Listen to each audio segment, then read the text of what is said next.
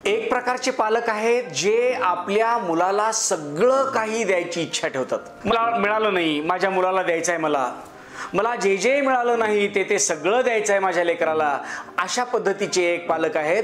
आणि दुसरे पालक आहेत ते म्हणजे मी काहीही देणार नाही, अशा दोन विचारांचे पालक आहेत. म्हणजे अक्षरशः एक पालकाकडं स्कूलच्या ड्रेसशिवाय त्यांना अजून 1760 वेगवेगळ्या प्रकारचे ड्रेस, वेगवेगळ्या प्रकारचे शूज, वेगवेगळ्या प्रकारचे वॉटर बॉटल सुद्धा हजार 2-2 हजाराच्या. म्हणजे एवढी अवस्था असते की काय काय देऊ आणि किती देऊ माझ्या लेकराला, आणि जेवढं दिलंय तेवढं कमी आहे आणि बाजारात जे दिसेल ते सगळंच्या सगळं माझ्या लेकराला द्यायचं आहे. अशा मानसिकतेचे एक पालक असतात की बच्चूंनी एखादं नाव काढावं, त्याला नाही म्हणायचंच नाही, लगेचच्या लगेच तात्काळ द्यायचं. आणि दुसरे पालक असतात एक जे आपल्या बच्चूवर कसल्याच प्रकारची इन्व्हेस्टमेंट करायचंच नाही असं ठरवलं असतं. म्हणजे बच्चूसाठी चांगली स्कूल निवडायचीच नाही, चांगला ड्रेस घ्यायचा नाही पासून प्रत्येक गोष्ट, अगदी वॉटर बॉटल असो, डबा असो, तो सुद्धा चांगल्या क्वालिटीचा नाही. अशा दोन पद्धतीचे पालक आहेत. तुम्ही म्हणाल की कोणती गोष्ट चांगली या दोघांपैकी, नक्कीच आपण त्याच्यावर चर्चा करू. मी Ashok Ramrao Deshpande, Midas touch international pre स्कूलच्या माध्यमातून महाराष्ट्रातील सर्व तमाम पालकांसाठी हा खास व्हिडिओ बनवतोय.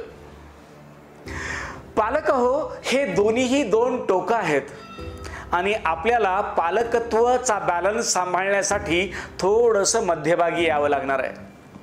कधीतरी आपल्याला बच्चूला नाही हे ऐकायची पण सवय लावली पाहिजे. जर आपण ही सवय कधीच नाही लावली ना, तर जेव्हा तो पहिल्यांदा नकार ऐकेल ना, तेव्हा त्याला सहनच होणार नाही. नाही म्हणू कसं शकतात मला, असं वाटायला लागेल. आणि जेव्हा तुम्ही बच्चूवर काहीच इन्व्हेस्टमेंट करणार नाही, त्याला चांगल्या प्रकारचं एज्युकेशन सुद्धा देणार नाही, तेव्हा बच्चू चांगला असेल तरी सुद्धा काहीच फायदा होणार नाही. आपण म्हणतो की APJ अब्दुल कलाम महानगरपालिकेच्या शाळेत शिकले, ते काही मोठे झाले नाहीत का, हे ते असे तसे असे बरेच उदाहरणं आपण सांगत असतो. आम्ही आमच्या जीवनात काही मोठ्या शाळेत शिकलो का, तरीही आम्ही घडलो ना, अशाही पद्धतीची उदाहरणं आपण सांगत असतो. काय होतं, परिस्थितीनुसार आपल्याला बदलता आलं पाहिजे. आणि जर तसं आपण बदलत नसू तर आपण आपल्यावरही, आपल्या पुढच्या पिढीवरही, दोघांवरही अन्याय करतोय. त्यामुळं आपल्याला बच्चूला देताना जरूर त्याला नकार ऐकायची सवय लागू द्या. मी जे मला मिळालं नाही ते सगळं द्यायला प्रयत्न करणार आहे, अशा प्रकारचे वाक्य नका वापरू.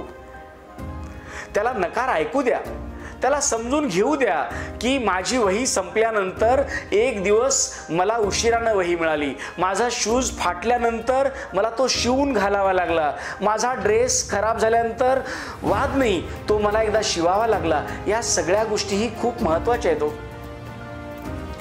पण दुसऱ्या अँगलनं काहीच द्यायचं नाही, हे पण तितकंच वाईट आहे.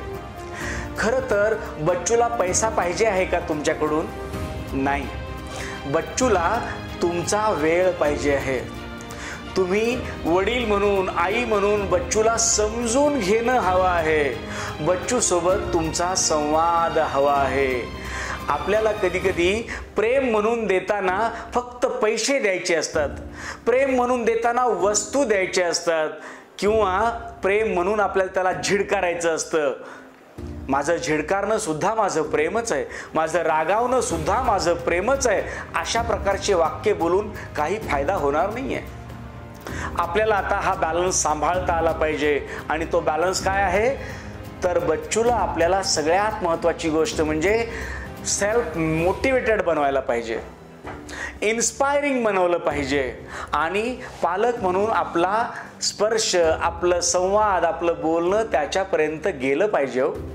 त्याच्याजवळ बसलं पाहिजे, त्याच्या डोक्यावरून हात फिरवला पाहिजे, त्याच्या पाठीवरून हात फिरवला पाहिजे, त्याला काय हवं नको पाहिलं पाहिजे. या जर गोष्टी आपण करू शकलो ना, तर आदर्श पालकत्व म्हणजे काय असतं हे आपल्याला कळायला लागेल. मिडास टचच्या माध्यमातून आम्ही सर्वजण दररोज प्रयत्न करतोय की एक उत्तम पालकत्व घडवण्याची जबाबदारी आमची आहे, या जाणीवेतून दररोज रात्री 8 वाजता एक व्हिडिओ आम्ही पालकांसाठी देतो आहोत। निश्चितच महाराष्ट्रभरातल्या पालकांना, शिक्षकांनाही याचा फायदा होतोय आणि तुमचे रिप्लाय ऐकून आम्हाला खूप आनंद वाटतोय। धन्यवाद।